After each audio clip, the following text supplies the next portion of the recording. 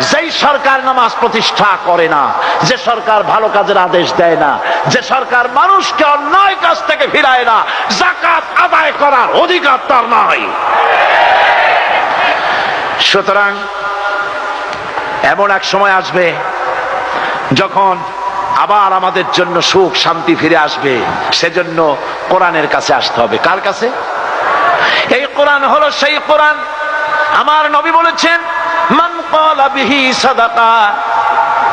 এই পল্টন ময়দানে উপস্থিত লক্ষ লক্ষ জনতার উদ্দেশ্যে রাসূলের হাদিস শোনাই, প্রাণ খুলে কান খুলে শুনুন। আমার নবী বলেন, কোরআন দিয়ে যারা কথা বলে ওরাই সত্য কথা বলে। সুবহানাল্লাহ।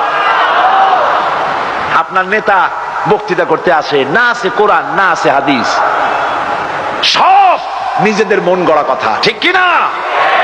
কোরআন দিয়ে যারা কথা বলে তারা সত্য কথা বলে, কোরআন দিয়ে যারা মানুষকে ডাকে ওরাই সঠিক পথের দিকে ডাকে।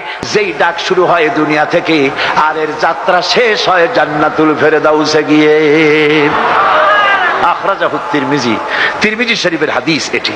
সুতরাং ইন্নাদ-দীন ইনদাল্লাহিল ইসলাম। জীবন ব্যবস্থা কেবলমাত্র কোনটা?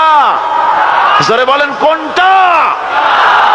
এই ইসলামের আইনের সামনে মাথা নত করে দিতে হবে।